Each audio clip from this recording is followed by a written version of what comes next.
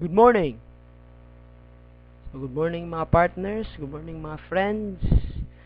Um, by the way, anyway, I'm Kenneth from Bohol and sa presentation na to, gusto kong ipakita sa inyo kung ano yung kagandahan ng tinatawag natin na multiple accounts.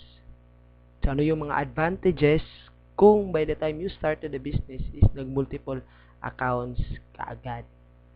So, siguro ikaw, isa ka sa mga taong nag-member na pero one account pa or hindi pa nag-member at hindi pa nakapag-decide kung ilang accounts yung gusto mong kukunin.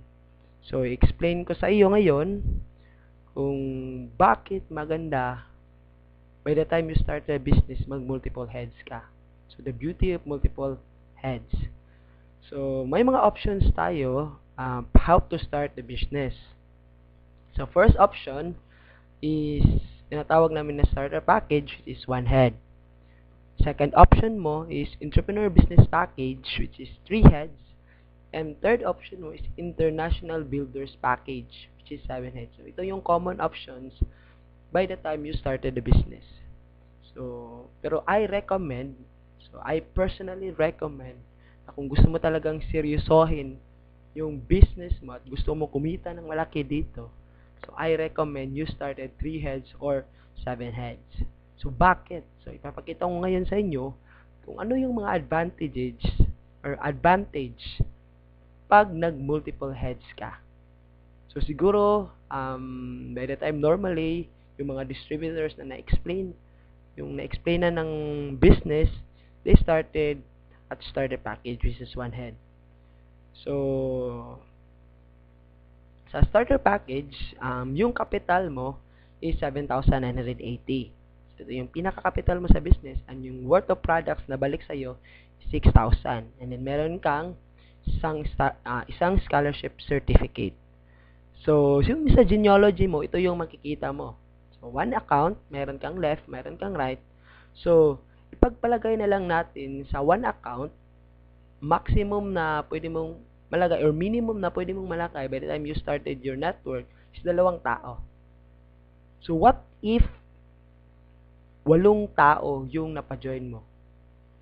Kasi hindi lang naman 2 yung taong kakilala mo. Posibleng may pangatlo, pang-apat, pang-5.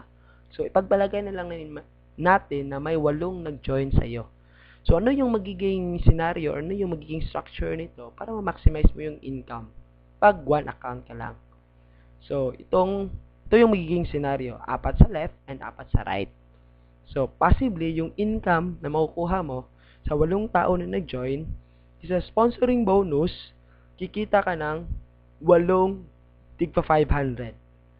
So, 500 times 8, 4,000. And then, sa matching bonus, so, kikita ka ng 4 na tigwa 1,500. Okay? So, 1,500 times 4, equivalent to 6,000. A total of 10,000 pesos yung kinita mo sa 8 tao na nag-join sa'yo. Sa one head. So, ano yung advantage pag you started entrepreneur business package or 3 heads? So, magkano yung capital sa entrepreneur business package? Yung capital is 23,940. So, 7,980 times 3. So, yung worth of products na nabalik sa'yo is 18,000. And then, ito yung magiging structure mo. Ikaw yan si U1, U2, at saka si U3. So, by the time you started the business, ganito yung structure na makikita mo sa genealogy mo. So, mayroon siyang tinatawag na cash payback. Ibig sabihin, by the time you invested 23,940, automatic, kumita ka na agad ng 2,500. So, saan yun nanggaling? So, by the time nag-invest ka, parang naka-recruit ka ng 2 tao. So, 500, 500, 1,500, a total of 2,500. So, makikita mo yung return of investment na nabalik sa'yo or yung return is 18,000 na products plus 2,500. So, a total of 20,500. Okay? So, yung cash out, parang yung pera na talagang inilabas mo by the time na na-consume mo lahat ng yung products or nabenta mo, plus yung 2,500 na cash, automatic makukuha mo. So, kulang-kulang na 3,440 only lang yung napagawas na pera mo. Kasi 23,940 minus 20,500, so nasa 3,440 lang. So, kagandahan nito, mayroong tatlong scholarship or mayroon pa siyang tatlong scholarship na makukuha mo by the time you invested 23,940. So, the same scenario, yung pagpalagay natin nangyari na mayroong 8 taong nag-join sa iyo, ito yung magiging scenario. So, tigda dalawa. So, under kay U3, 2 tao sa left at saka sa right. And then, sa U2, 2 tao left at saka sa right. So, magkano yung income mo? Sa 8 tao na nag-join, ng 3 heads yung nagsimula ka ng 3 heads. So, yung income mo, the same, sponsoring bonus is 500 times 8, 4,000. Pero sa matching bonus, kikita si U3 ng 2 tigwa 1.5. Okay? Kasi may 2 match na nangyari under kay U3. So, 3,000. The same kay U2, 3,000 din. And then kay U1, mayroong 4 na match. Kasi 4 sa left and 4 sa right. So, total of 6,000. So, kulang-kulang magkano lahat yung kinita mo by the time yung 8 tao nag-join sa'yo. So, a total of 16,000 pesos. Okay? So, yan yung kinita mo by the time yung 8 tao nag-join sa'yo, nagsimula ka entrepreneur business package. So, mayroong last na option, international builders package, na kung gusto mo talagang kumita na malaki, we recommend na ito yung kunin mo. So, magkano yung kapital? So, you invest almost 55,860. So, kulang-kulang mga 56,000. Worth of products na bumalik sa'yo is 42,000. And then, ito yung magiging structure mo sa genealogy mo. So, U1, U2, U3, U4, U5, U6, at saka si U7, nakapangalan yan lahat sa'yo. So, magkano yung cash payback? So, hindi ka pa nagsisimula, automatic, kumita ka na agad ng 10,500. So, i-compute mo lang, 4 na direct referral at nasa 5 pairing yan. So, yung return is 42,000 plus 10,500. So, nasa 52,500. So, kung i-minus mo, 55,860 yung kapital, minus 42,500. So, parang yung cash out mo talaga na pinalabas na pera mo is nasa 3,360 only. So, meron ka pang 7 scholarship na pwede mong ipamigay sa mga kakilala mo, kapatid mo, mag-anak mo. So, the same scenario, 8 persons yung nag-join sa'yo. So, ito yung magiging scenario.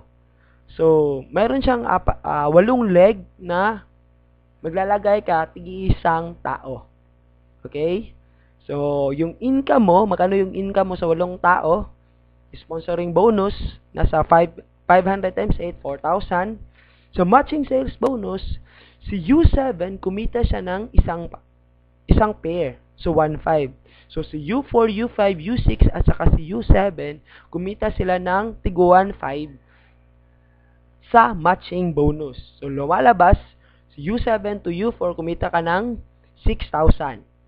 Okay? Si U3 at saka si U2, kumita ng tigda 1.5. So, a total of 3,000 times 2, 6,000. And then si U1, 4 na 1.5, so kumita siya ng 6,000. So, lumalabas yung total na income na kinita mo sa 8 tao is 22,000. So, ano yung pinagkaiba? Tingnan natin yung income comparison.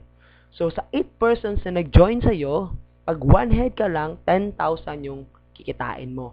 Pag 3 heads ka, 16,000. Pero pag 7 heads ka, kikita ka agad ng 22,000 pesos. So, sa palagay mo, ano yung mas maganda? 1 head, 3 heads, or 7 heads? So, ito yung kagandahan ng multiple heads. The same effort, pero different results yung makukuha mo. Pag nag-1 head ka lang, 3 heads ka lang, and 7 heads. So, ano ba yung gusto mo talagang, paano ka magsisimula? So, nasa sayo na yon. And I hope na meron kang nakuha sa presentation na to, and we recommend talaga na mag 7 heads ka kung gusto mo talagang kumita ng malaki sa AIM Global.